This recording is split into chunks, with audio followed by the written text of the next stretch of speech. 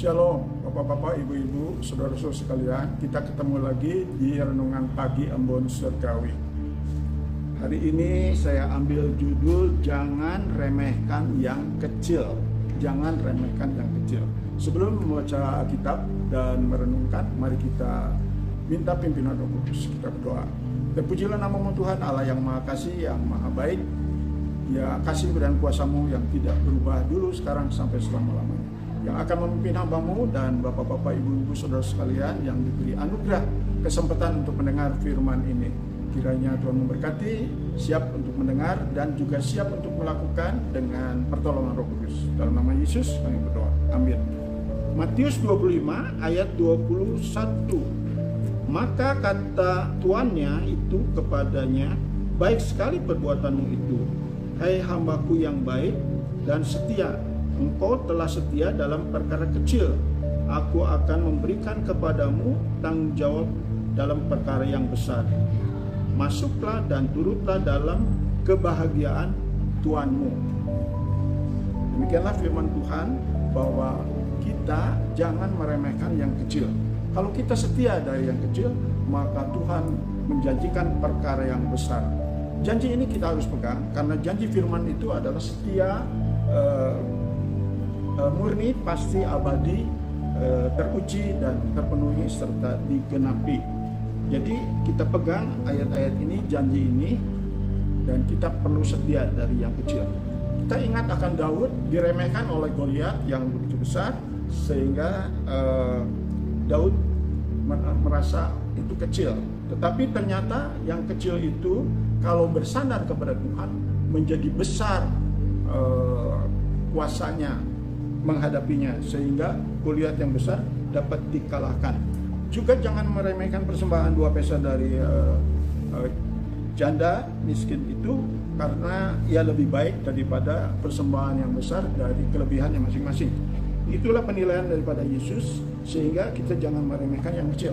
Bahkan pada waktu zaman Gideon, jangan meremehkan pasukan yang kecil yang diingini oleh Tuhan, yaitu 300 daripada puluhan ribu pasukan, sehingga nanti akan menjadi megah diri atau sombong. Tetapi kalau kecil karena bersandar kepada Tuhan, maka nanti Tuhanlah yang dipermuliakan, sehingga hal yang mustahil bisa berhasil.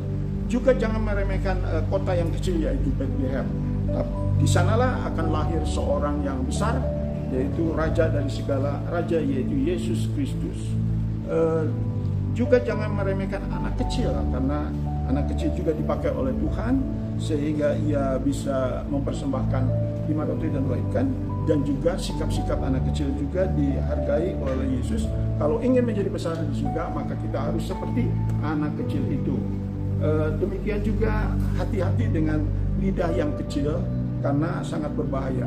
Tetapi kalau kita bisa mengendalikan, maka itu yang menjadi sempurna. Bukankah dalam Matius 5 ayat 48 bahwa jadilah engkau sempurna seperti Bapa di surga. Itu bisa terjadi karena Tuhan yang menyuruh. Karena ada perlengkapan senjata, ada pertolongan dari Roh Kudus, akan mencapai dari yang kecil bisa menjadi yang besar.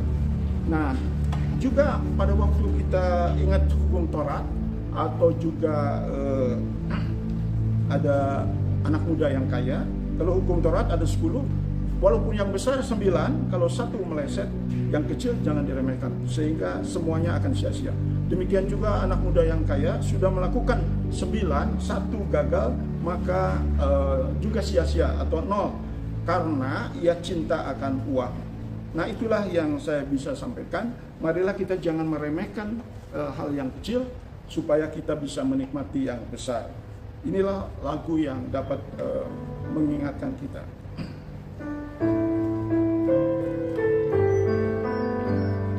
Baik sekali perbuatanmu, hai hamba yang baik dan setia. Setia dalam perkara yang kecil sekalipun, ku akan memberikan padamu perkara yang besar.